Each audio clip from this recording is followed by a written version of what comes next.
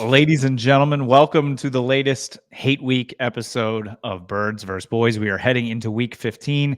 The Dallas Cowboys hosting the Philadelphia Eagles on Sunday Night Football. The Eagles sitting at 10-2, first in the division. The Dallas Cowboys right on their heels at 9-3, trying to close the gap.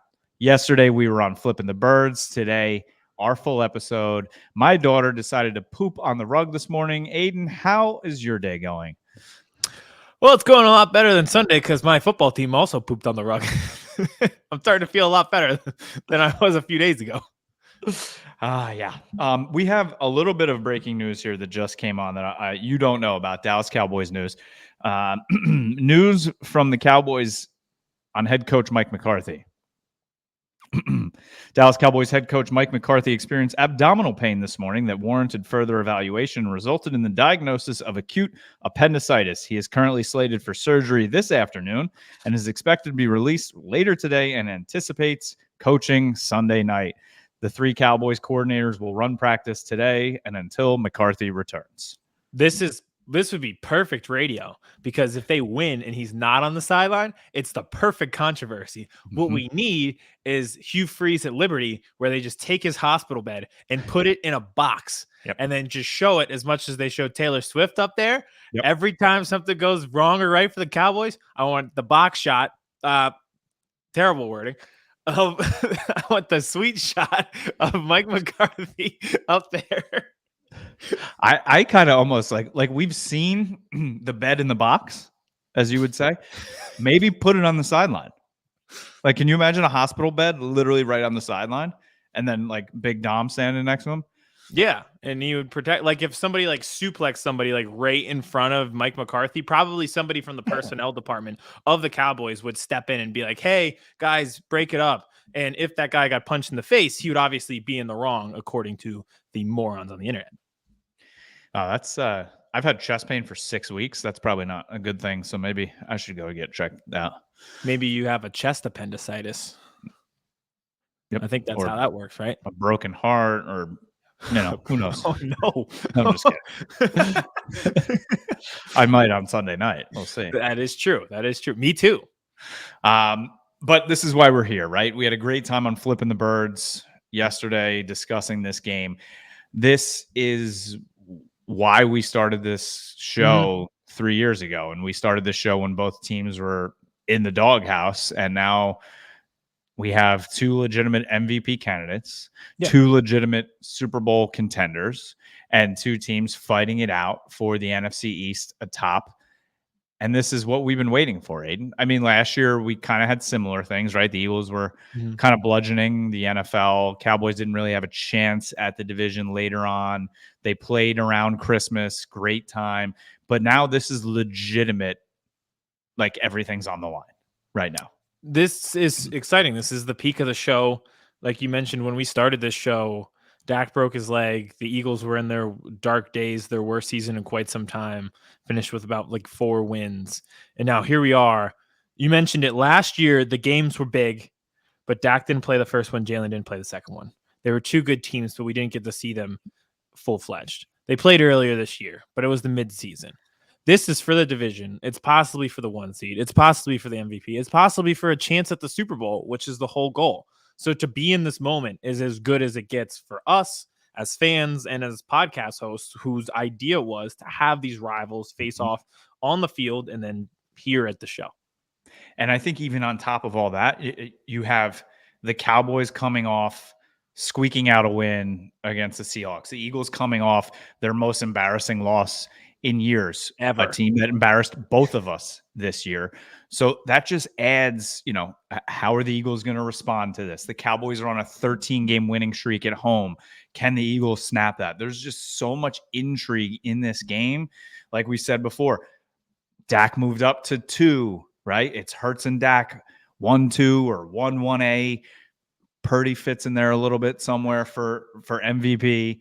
It's it's everything right now. It's the best. You said we did a show on the Chiefs and we were talking storylines, and now that was a little bit more like there were a lot of off the field storylines that made the game and have a lot of intrigue. This is straight up like football wise as good as it gets. the best rivalry in the NFL. I think we can both agree upon that. Mhm. Maybe Ravens Steelers is in there as well. But this is as good as it gets with two great teams. And storyline wise, this is the best game of the season. I'm sure it'll end up being the most watched game of the season. Again, I think I've said that before this season, but I'm excited. I do think it'll be a shootout, which adds to this. It'll be chaotic. It'll feel like a roller coaster where every time you think, oh, that was the last loop, you're like, oh, I got one more. Yep. And now we have the addition of Mike McCarthy having surgery 4 days before the game, 5 days before the game. So you're missing your most important coach, and we may be missing our most important coach, personnel person on the sideline. Has there been any news about that? I know that. I mean, I think they're going to fine him, and that's it. The news is if there's a suspension, I may have a free Big Dom shirt in the vault ready to cook.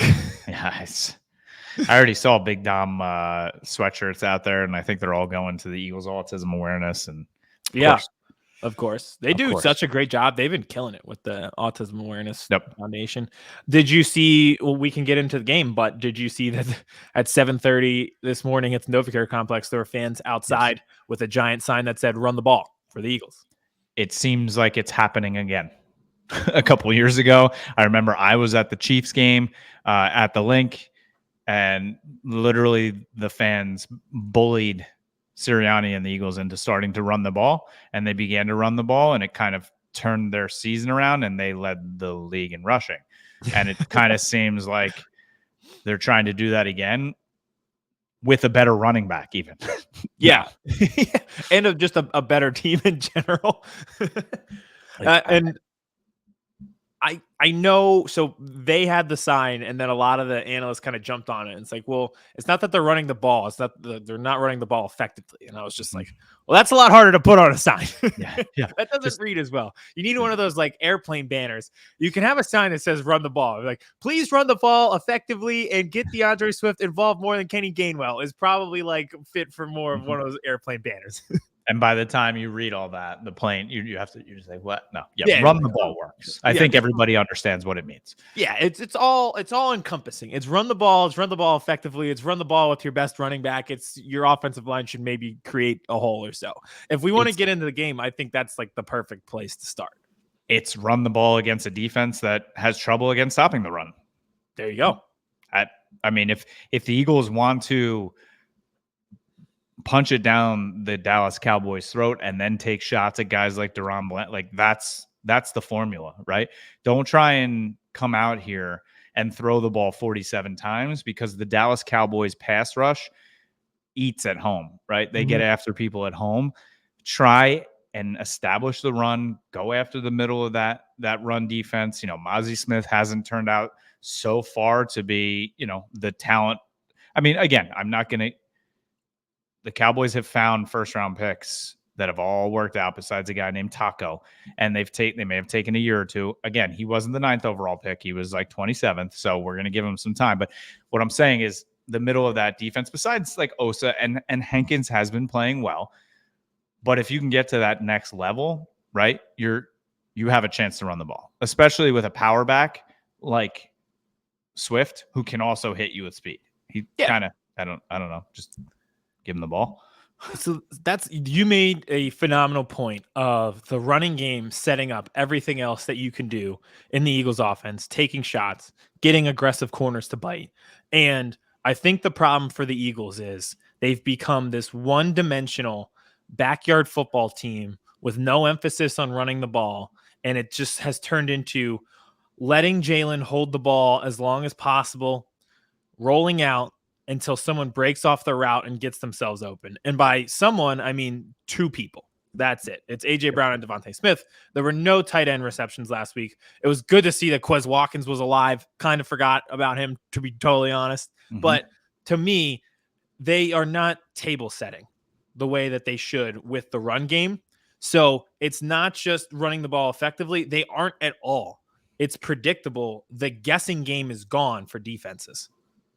Yep. And you said about aggressive corners. They also have aggressive safeties, right, that get pulled up. You saw it last week against Seattle. That DK Metcalf, unbelievable catch and run touchdown at the beginning. Yeah, he beat DaRon Bland, but the reason why he scored was because Donovan Wilson, the safety, was pulled up, played it way over aggressively, and there was no one on the back end. I can blink in my eye and see that being AJ Brown. And if you pull the safeties up and they're getting a little more aggressive and you take that shot to AJ Brown, guess what? Maybe that's a 64-yard touchdown. You are setting me up perfectly today. We are totally in sync. This is the purpose of the show. This is why we did the show. So I know you don't love the national media. I don't either. But I think yesterday, Dan Orlovsky and Mina Kimes did a great piece on what's wrong with the Eagles offense. And Mina Kimes brought up that the Eagles are seeing the second least amount of single high safeties behind the Dolphins. I wonder why. They might have a guy who's on pace for 2,000 receiving yards that might play into that. And before, they were able to take all these deep shots, as you just mentioned, people aggressive. They can run the ball. The offensive line is eating, so they need to stack the box. They take shots over the top of that to A.J. Brown, to Devontae Smith. They haven't been able to do that less, and they haven't adapted. They're still trying to do that. And part of that is the running game has not been effective. And Dan Orlovsky always does these segments when offenses are struggling, and he says, what is the why of your offense? Why is this guy in motion? Why did you run this play? Why did you choose this route? And in this Eagles offense, the why right now is the running game, the lack of emphasis on it, and the offensive line not being able to create holes. It's, like I mentioned, become so predictable. It is Jalen holding on until someone breaks open. And that is because there's no play action game. There's no threat of him taking off within the running game. There's no threat of DeAndre Swift hitting that second level with their execution, with their play calls right now. And it's not just no run game. They've become like, you'll appreciate this analogy, like a little kid. You know, when you tell a little kid, like, and they want to have dessert for dinner, and you're like, no, you have to have vegetables, you have to have protein. So they're like, well, then I'm just not going to eat it all. That has become the Eagles running game. We're like, we use Swift instead of Kenny Gainwell or Boston Scott. And they're like, well, now we're not going to use any of them. We're just going to throw back and just throw it. So I'm actually very hopeful in this, because the biggest thing isn't just the lack of running.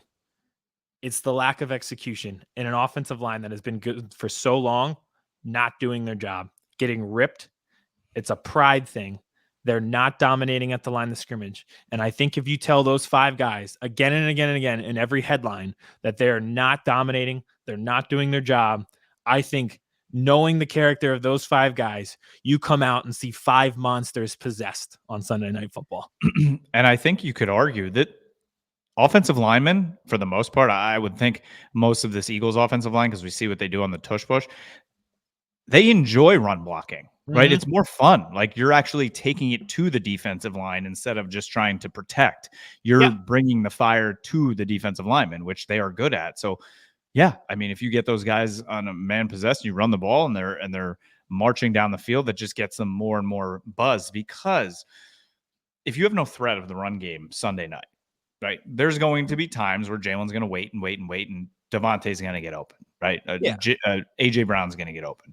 If Dallas Goedert, which it looks like he's going to play, he's going to get open. But there are going to be times where Mike is going to get his.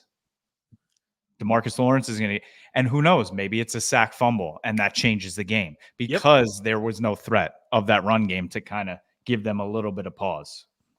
And even if they don't get there, think about that 49ers game. Ertz slips and falls.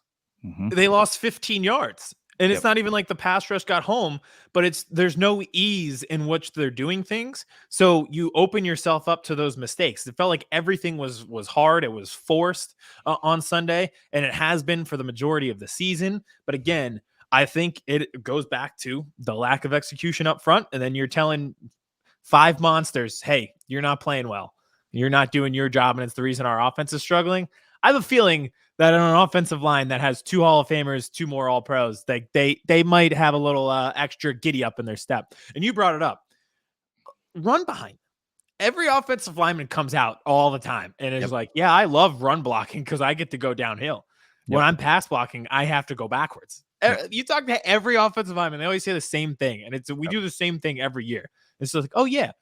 I was watching a fantasy football show, and they were talking about people who don't play fantasy. And the one guy's like, yeah, I just draft Mahomes and Kelsey every year because I don't really know what I'm doing. And it's like, that always works. And it's like, we kind of overcomplicate things. And it's like, oh, yeah, every offensive lineman loves to run block and go downhill. What if we they're good at it. Yeah. What if we just did the thing that they're good at? Especially when you have a good running back. Also, Yeah. And you have 3. Like, you can use the other ones. It's just the times in which we're using them is beyond questionable. I still can't believe that it's just like nothing from Rashad Penny. I I'm thought it was shocked. going to be a huge 1-2 punch with him and Swift this year. Nothing at all. Like, Could have nothing. traded for Jonathan Taylor at this point. As soon as that orca died, we should have been on the phone.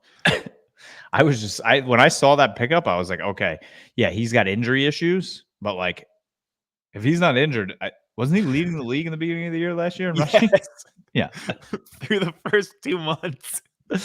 Okay, good. Let's just let him rot away on the bench and continue to throw it 47 times. You brought up Dan Orlovsky, analyst. I'm going to bring up another analyst who's talking about this game, who I agree with completely. Great guy. Got sacked more than anyone in the league one year, so maybe he's got a little bit of CTE. Yeah, I can fucking tell. David Carr, bravo for you to bring up what no one wants to talk about, but something that I think needs to be talked about because it should happen. And I think it should happen on Sunday night because that is the best chance for a win. I'm not going to say for who, but for a win. Is the Eagles need to see what's happening. Dak's clearly the MVP. Jalen's not going to win it. He's been a problem. He can't read the defenses. He just needs to maybe take a couple games off. Sunday night would be a great game to start. And throw Marcus Mariota out there and just show America what a true quarterback looks like. What somebody who can read a defense and throw the deep ball and also hand off the ball to DeAndre Swift, but not Rashad Penny so well. I think David Carr has a phenomenal idea here. I think he needs to call Nick Sirianni. Chip Kelly was right. The Eagles have been waiting for years for Marcus Mariota. He's finally here. Chosen one. Use him, right? You had the Wentz experiment, right? Nick Foles came in and did his thing, won a little Super Bowl, and now you have this Jalen guy. But the chosen one, Marcus Mariota, finally is here in Philly, right? He finally made it. Use him. The chosen one comes home to fulfill his destiny, just like Christ, who was born on December 25th. Marcus Mariota moves the rock and comes out to save the day and save humanity. Do it. We should make this a Christmas tradition. We'll just have our backup quarterback play in Dallas every single year and see how it goes. Perfect. I forgot he was fast. He took off in the 49ers game and I was like, oh yeah, you did do that quarterback thing before. He can go a little bit. How about your other backup quarterback, Gardner Minshew, balling out a little bit, getting the Indianapolis Colts in playoff position? I was listening to a thing about the Colts and the way they utilize Michael Pittman and all the different routes he runs and how genius their offense is. And I was just like, shit, I know why that is. And it's not good for the Eagles. But you got their washed up linebacker, so it's okay. Okay. Zach Cunningham playing. Yep. Darius Leonard, I don't know if he's playing. We don't know. We'll figure. I'm sure he's going to be suited up. I don't know if he's going to take all the snaps. He might not be ready for that.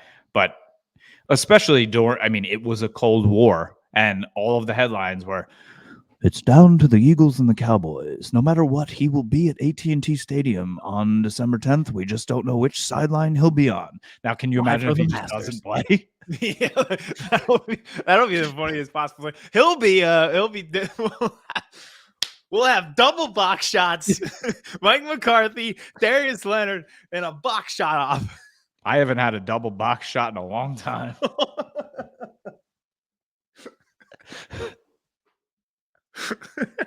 You're gonna end up with that broken heart you were talking about. Yep. Absolutely.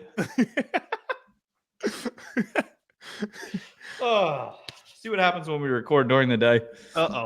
The coffee's hitting at the right time. I'll tell you what. But Marcus Mariota, start him. It kick it worse than it did last week, right? That's how I feel about the linebackers. Darius Leonard might as well suit up because I don't think that anything could be worse than Nicholas Morrow. And I assume we'll get in the Cowboys here in a second. I'm assuming it'll be better than that. It's like the old saying, the linebacker situation for the Eagles is like the any port in a storm situation. Doesn't have to be a good one. Just has to get you out of the storm. That was a monsoon and a hurricane that they were in at that position on Sunday. Get them to any port possible. And that's exactly what I said about this signing, right? I mean, we talked about it on Flipping the Birds, but he had two good options, right? He has connections with both teams. He has a chance. He's going to be in the playoffs with either. I know he wants to win a Super Bowl. I think we could both agree the Eagles have the inside track right now on that. So that's a check mark for them why he went there. But also it's the playing time scenario. He's going to have an opportunity to have more playing time with Philadelphia, and the Cowboys were in need of a linebacker. The Eagles were desperate for one.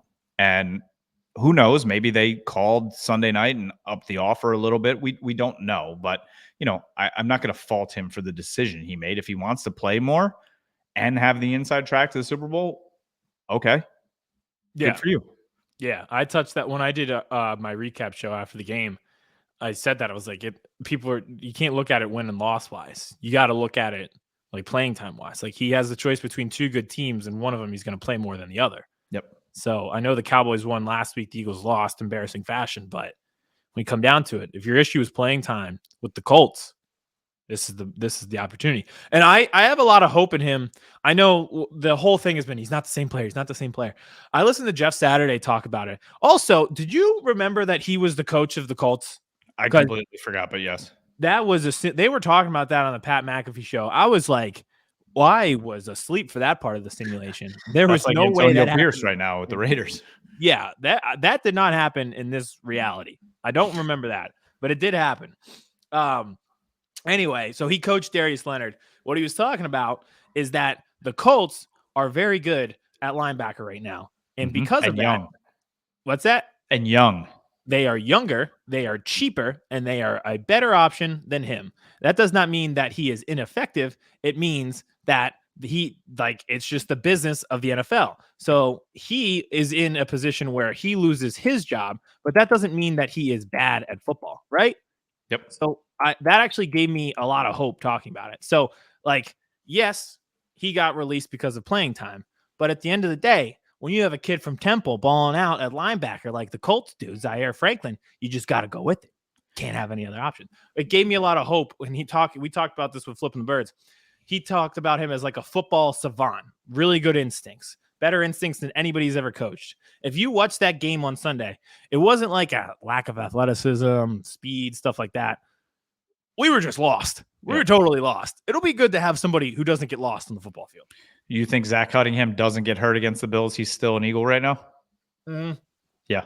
Yeah, because Nakobe Dean is on IR for the second straight time. Christian Ellis, as you saw, isn't really like that effective. Sean Bradley, who's like a special teamer anyway, got hurt in the first preseason game. They didn't have anything to begin with. Now, Cunningham and Leonard is the best this position has been since last year with TJ Edwards and Kazir White. So basically, we ended up with Rashaan Evans, and you got Shaq Leonard. both players that we were both dabbling with. So Derek's selling the house. And now, I mean, this opens up like a question about the Cowboys. Like, are they good now at linebacker? Are they going to try and dabble into, any free agents for depth or anybody that they can poach? And the name that keeps popping up, unfortunately, is, a guy that was there last year in Anthony Barr. Older, wasn't that effective, but he knows the scheme. He's a bigger body. He would be a good depth piece. He did sign with Minnesota. I know people are like, well, he can't take him. He's on Minnesota. I saw him actually pick up a fumble last week. He is still on their practice squad. He was in a game day elevation. So if the Cowboys want, they can poach him off the practice squad. I think that would be a name to watch out for if they still wanted to add some, pieces to the linebackers with Damone Clark and Rashaan Evans. I guess you can throw Micah Parsons in there and hybrid safety linebacker Marquise Bell that's there. So we'll see what happens in that since they lost out on the Cold War.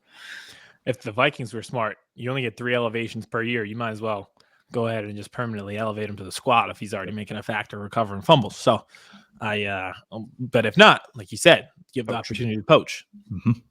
Poach. Also, speaking of poaching, Zach Ertz isn't an Eagle yet because if you have a position that fielded 1 reception over the past 2 weeks, it's not necessarily just a Goddard problem. I think you might get a guy who can get himself open for 6 yards because the offense doesn't have that. And that's another problem. Just go get Zach Ertz. And And a guy who's already a legend in the city would be welcome back, knows the team, would love to win another Super Bowl ring. I'm sure is going to come on the cheap for you. Again, it's the same sort of thing that you said with linebacker. It can't get worse than it did on Sunday, so why not try to add him? Yeah, it's like it's not even that Goddard was out. Then Calcaterra also hurt his ankle. So it's not just having a good player at the position. They don't have any player at the position. They have nobody, which is the same issue they had last week with linebacker. So yeah, you might want to get him. And I know we talked about it on Flipping the Birds. It's between us and the Chiefs. I think that should be illegal because they have too many white tight ends that all look alike. And I don't know who scores the touchdowns. They got three guys. They all look alike. I think they're all Kelsey, but they're not. There's three different white guys. They all wear a number in the 80s. It's confusing. I think it confuses defenses. If you put all four of those guys out there, it may work that they don't know which one Kelsey is. And when they played against the Eagles, they just threw it to Bizarro Kelsey every time, and he just decided to let it go through his hands each time. Yes, him and Valdez-Scantling. And again, if you want the inside track, go to the place where you've already been, right? I get it. Maybe he wants to play with Mahomes, but why not play with Ertz? We see kind of, again, maybe the path to the Super Bowl might be a little bit easier, you could say, for the Chiefs in the AFC, right? Like, okay, the Dolphins, but we don't really know what they would do in the playoffs. We kind of see what the Bills are already. I don't know. Maybe you get knocked off by Houston in the playoffs. Who knows? But I don't know. The inside track, it's one of those things. It's like we already know the outcome of it. So it's kind of like Juan Soto and going to the Yankees. Like, I think we already know it's kind of happening. So just like give up the 4 pitchers and let's move on. Like Shohei to the Dodgers. Just like, yeah. Okay. Even though Shohei specifically all offseason, all his people was like, don't talk about where we meet or how we meet. And there's the Blue Jays that are doing like private Zoom meetings on blank walls and not saying anything. And then Roberts was out there like, did you meet with Shohei? Yeah, it was great. We're really looking forward to bringing him on the team. And then the PR people are like, shut up. Yeah. Like when Michael picks up the call from Stanley's wife when he's having the affair, and they're like, don't pick up the call. Don't pick up the call. He's like, hey, Cynthia. Oh, did the one thing he was supposed to not do. Just shut up. But he'll sign there anyway. He might sign there. I didn't tell you this yet, but there's also some added misery for me Sunday night. I'm going to have to be watching this game in a 2-bedroom apartment in Manhattan with babies on either side of me sleeping, and I'm not going to be able to be loud surrounded by Eagles fans in Manhattan. Visit the in-laws? No, my brother-in-law and sister-in-law. We're going Sunday to go see Christmas in the city, and it's going to be fun, and it's going to be raining, and then I get to watch a game. So you're visiting the in-laws? Well, I guess. Well, in-laws are really like parents, I would say. More, yeah. But yeah. You visit your in-laws? Yeah, huh? No, I'm visiting my brother-in-law. Okay. Well, yeah, I know. But like when you think of in-laws, you think of parents. Oh, parents. Oh, okay. Yeah. That's fair. Yeah. So, I feel like I know it because I know you, but listeners probably wouldn't know that. Yeah. Your brother-in-law. My wife's sister and brother in Manhattan. Yeah, that's where I'm going to be watching this game. They're all Eagles fans, and I'm going to have to be quiet. Yeah, but that worked well last time for you. Whenever you were with Eagles fans last year, and then the Cowboys won. True. I was thinking about maybe leaving and going to like a Cowboys bar because they have, but like I did that 2 years ago, and that was the Broncos game where they got embarrassed, and I'm like, yep, not doing that again. Oh, I remember that one. That was a rough one. That was the blueprint game where everyone, the defense, they wrote out the blueprint of how to beat Dak. How's that work for him this year? Let's get into the Cowboys offense. We talked about this yesterday too. It's like, what is riding on this game? And it's kind of everything for Dak, right? Everybody's talking to him in a good light now. He's kind of a darling. He's up for MVP compared to last year where he was leading the league in interceptions while also not playing like 4 or 5 games. So we had a problem last year. This year, the offense is humming. Mike McCarthy's calling the plays. But I think it's interesting because you're talking about establishing the run, and we kind of talked about this when they played in Philadelphia. It's like, should Dallas just scrap the run and just air it out against this secondary? And I think that's kind of what they're going to have to do, because the Cowboys have not really been able to establish the run much this year, right? Pollard is starting to run better, stronger, quicker. He is looking, because why did he look a little slow in the beginning of the season, Aidan? He broke his leg within this calendar year. And also sprained his ankle and needed surgery. So he's starting to get back into his form. Rico Dowdle's looking good, but the weapons that this offense has in the passing game and the ability to attack this secondary, who we could say, I think agree, has been struggling. I mean, with CeeDee Lamb, Brandon Cooks, Jake Ferguson, I think they're going to have to put it on Dak's shoulders to go and win this game. Because I also think the defense is not going to completely shut down this offense. They're going to get theirs. They're going to score. I think it's going to be sort of a track meet. So then it's going to be, a 14-8 game. No, I feel like we've seen this game in Dallas so many times.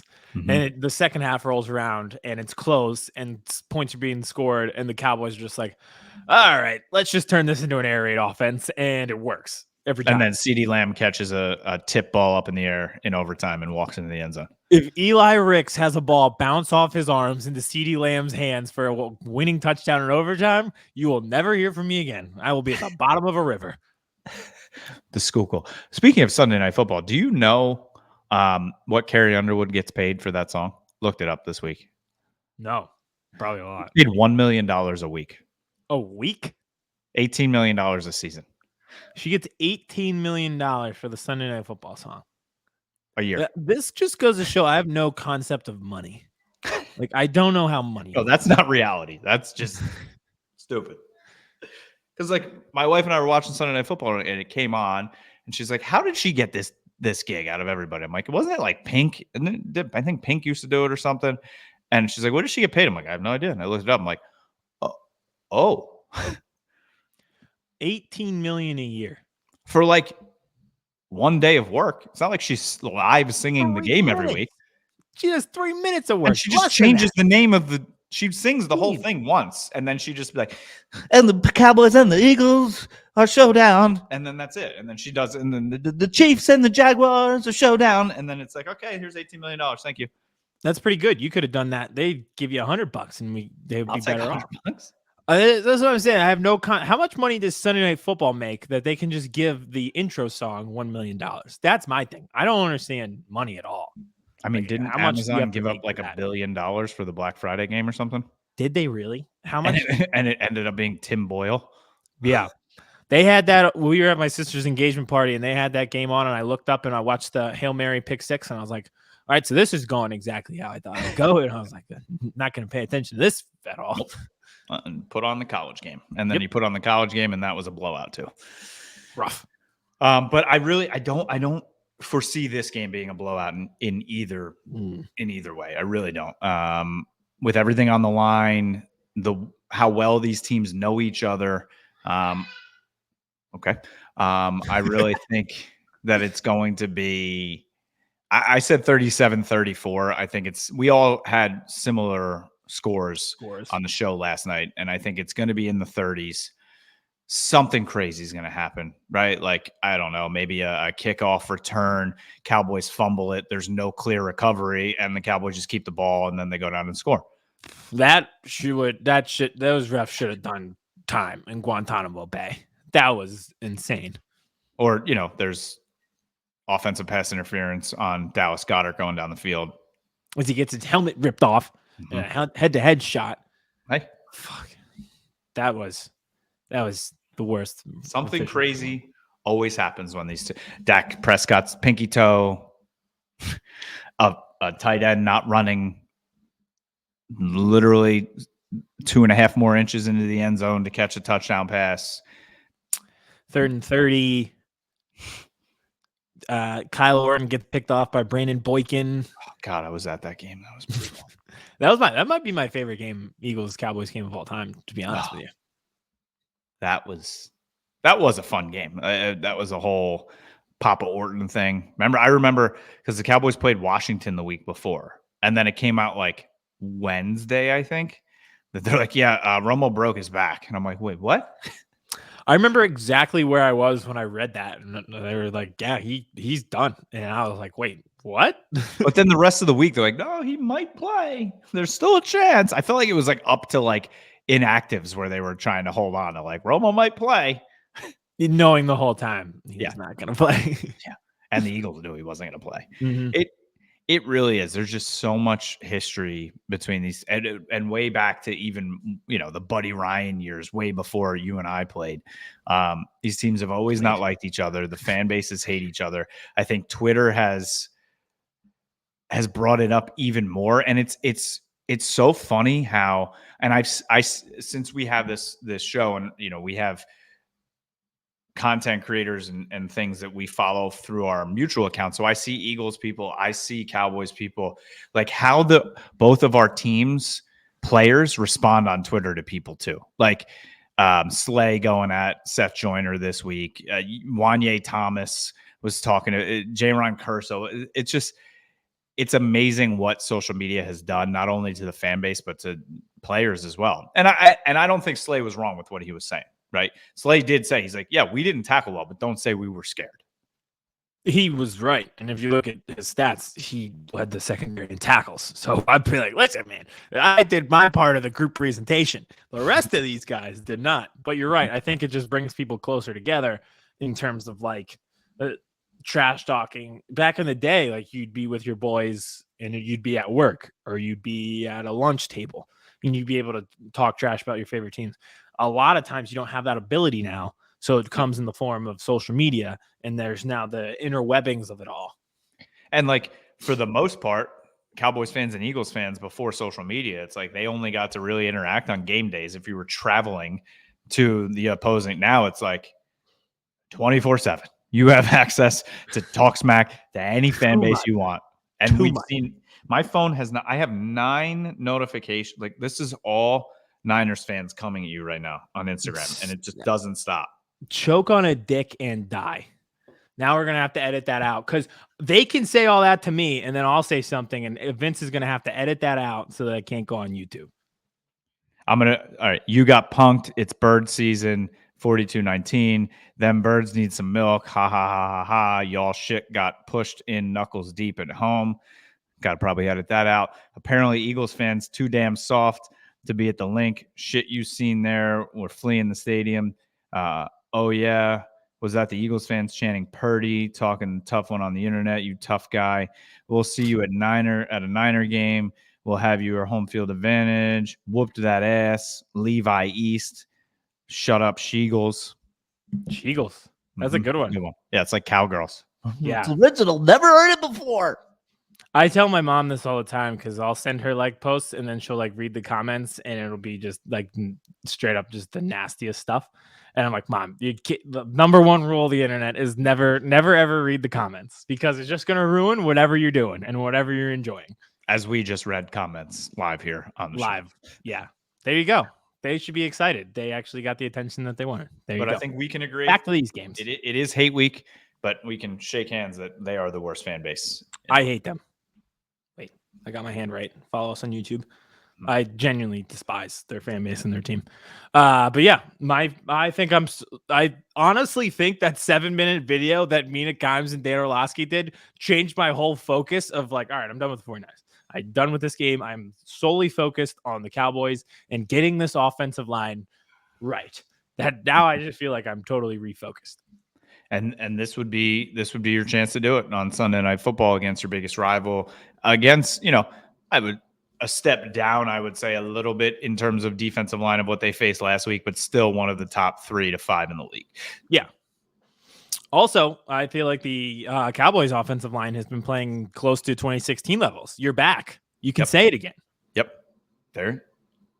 The hell? No, I don't want to say it. Nope. Don't jinx. No, I didn't mean jinx it. They've been playing better. They've been playing together. Tyron Smith has been looking like old Tyron Smith. Still need an upgrade at center, I believe, with Biotish, which I think they're going to go after in the offseason. But everything else, I mean, clicking a little bit. Defensive line doing their thing. My X factor kind of in this game, I brought up Brandon Cooks yesterday, and I think he's going to be, because you can say CeeDee Lamb all game, but the matchups that I think Brandon Cooks is going to have in that secondary is going to be be his advantage. But I think the way Jake Ferguson has been playing, I think he is on another level. This is why they let Dalton Schultz walk. He's powerful, he's fast, he's got a little wiggle, and he is a dog. He's a dog that they haven't had in a long time. He has no fear. So I can't wait to see him and his emotions in this game. I think he's going to catch a big ball, like a 3rd and 12, take it 14 yards when you thought the drive was over, but then the momentum keeps going. I just can't wait for this damn game. He is awesome. You're right. He's a dog. Also, I saw that thing on Twitter where it was a doc there, and he's like, just treated this 16-year-old patient. Here's his lungs. What do you think's wrong with it? And everyone was like, I just thought that there was going to be a dog photoshopped into the lungs. So did I. I was very guilty of that. Yes, but that me too. is Jake Ferguson. Yep. All right. So before we get out of here, how do you think this game ends? Shootout. I think this comes down to the last possession. Honestly, this is what I want to happen. I want to see Jalen Hurts with the ball with 1:33, 2 timeouts, and they need a touchdown to win it. And they go full Penn State, Iowa 2018, where they drive the length of the field, last play of the game, walk-off touchdown. That's what I want to see. That's where I'll be happy. Or I want the return of the fuck you drive. I want 7 minutes in the fourth quarter with multiple first down conversions on 3rd down for points. It keeps the ball away from Dak Prescott in that offense. I want the return of that. Those are the things that I hope for. And I am hopeful for Dallas Goedert adding some spark to this offense. And I think he will. I'm really excited that he's back and he healed quickly. I'm pretty close to that. I think it's going to be, the Eagles kind of are down 34-31 with like 6 minutes left. They go on one of those fuck you drives, but the Cowboys defense is able to hold around their 32, 34 yard line. Jake Elliott ties the game with about 2.5 minutes left, gets on Dak's shoulders, and they're able to go down the field. And rookie kicker Brandon Aubrey is able to hit a game-winning field goal as time expires. Cowboys win 37-34. Tie it up in the East. And then we shall see as the Cowboys go on to a much harder schedule than the Eagles do. So going to have to then root for, the Giants to pick you off once with Danny Cutlets or something, but we will get to that when we get to that. That's the other thing. This game sets up just like 2 different paths, like the end of Fast and Furious, where Paul Walker goes one way, Vin Diesel goes the other. You guys go into your gauntlet. Yep. We start to go out of it. This gauntlet is not over, by the way. We haven't won in Seattle for a millennium. Yep. And I will tell you what, if you have secondary issues, those are not the 3 wide receivers you want to see. No, but I will say if the scenario plays out, like you mentioned, that the Cowboys hold on like 3rd or 4th down at their own like 32, I would not run the play where your running back has to get across the formation and sneak out behind Micah Parsons with the game on the line. Maybe like not that play at that time. I would try something else. Yeah, just leave Micah. I would say just leave Micah unblocked all game. Yeah, we'll shock them. It'll be you know how in T-ball, or not T-ball, but like a level above that, they used to throw the kid out there, would throw the slowest because it would throw everybody's timing off. Like what? If they'd be used to a fastball and then threw like a lollipop over the plate. What if we just didn't block him, just throw him off? Oh, it'd be so much fun. What a play! All right, we both have shootouts. I have the Cowboys winning a shootout. Aidan has the Eagles winning a shootout. There will be much more content coming out from us as the week goes on. Maybe a couple short videos, one from me, one from Aidan. We will definitely do a reaction show. I might have to do it on a balcony overlooking Manhattan. That would actually be kind of funny. But we will have a reaction show. We will have everything. Aidan, let everybody know how they can listen, how they can watch. And we are out of here because I don't even want to talk to you anymore because now it's officially Hate Week. Hate Week. Birds vs. Boys Pod on Twitter, TikTok, Instagram has all of the clips from the show. YouTube has the show itself. Make sure to subscribe there as the subscribers keep going up. And then anywhere you can find podcasts. Thank you again. Spotify Wrapped. The numbers look great. We're so excited. And Apple Music as well. Anywhere you can find us, we'll be there. And we'll be talking Eagles Cowboys from now till Sunday, till the end of time. Where's the video of this guy crying after the ass kicking the Philly Buzzards took? Maybe I'm he's leaving. still on his knees. That's our house. You talking about? That's the softest trash talk I've ever witnessed. They shouldn't. They It wasn't just keep trash talking. talk. I said don't come to the stadium. I'm leaving. Chris Hansen here, and I'm going to need you all to take a seat right over there and check out Birds versus Boys. I think you're completely right here, and I hate it. Hey, idiots. Stop doing dumb things. I got 2 phones. Upset alert. Upset alert. I might go insane. I think you're already there. There's no hope.